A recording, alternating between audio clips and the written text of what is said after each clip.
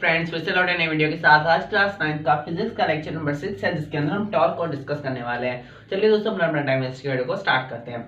तो टॉर्क किसी भी हमारा जो चैप्टर का नाम है उसी के ऊपर जो है वो आज का हमारा टॉपिक है, टर्निंग इफेक्ट ऑफ फोर्स। अब टार्क क्या होता है कि the turning effect of any force is called torque. Same definition जो हमारे चैप्टर का नाम है, किसी भी फोर्स का टर्न होना मतलब उसका घूमना। किस तरह से, हम एग्जांपल ले लेते हैं, हमारे पास कोई भी एक डोर है, तो जो डोर होता है वो क्या होता है, एक साइड से वो फिक्स होता है किसी भी चीज से। जैसे फॉर एग्जांपल हम एक डोर को ले लेते हैं, तो डोर कुछ इस तरह से होता है और जो एक साइड उसका होता है वो किसी तरह से फिक्स होता है।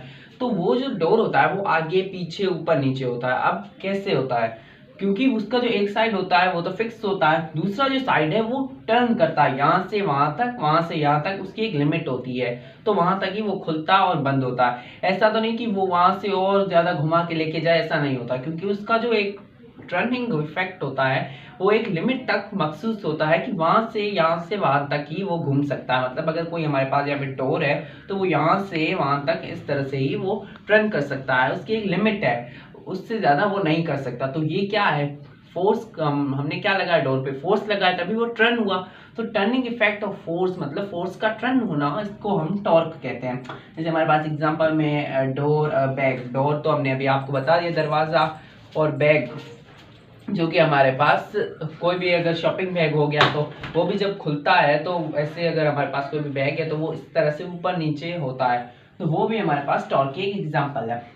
अब इसका फॉर्मूला क्या होगा, यहाँ पे लिखा हुआ है depends upon force and displacement. वो दो चीजों पे डिपेंड करता है, एक फोर्स और दूसरी डिस्प्लेसमेंट। क्योंकि अगर हम फॉर एग्जांपल कोई भी डोर है, अगर डोर को हम पुश करेंगे तो हमने कुछ उस पर फोर्स लगाएंगे, कुछ अमाउंट में फोर्स लगाएंगे, और वो जो कुछ डिस्टेंस कवर करेगा वो क्या कवर करेगा, वो एक डायरेक्शन की सूरत में कवर करेगा। जैसे मैं यहाँ से वहां तक अगर फोर्स अप्लाई करता हूँ तो वो एक डायरेक्शन है कि वो भाई यहाँ से यहाँ तक इस डायरेक्शन में जा रहा है, तो वो क्या होगा, वेक्टर क्वांटिटी। तो वो हमारे पास डिस्टेंस जो होगा वो डिस्प्लेसमेंट में कवर होगा।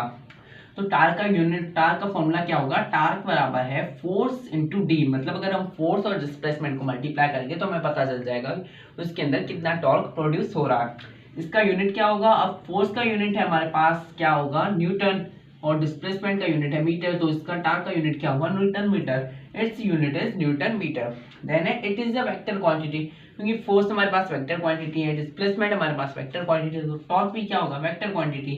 इसके ऊपर हम इस तरह से एरो भी लगा सकते हैं। तो दोस्तों आज के लिए बस इतना ही। तो कैसे लगे हमारी वीडियो, अगर वीडियो अच्छी लगे तो like, subscribe, share and comment करना ना भूलें।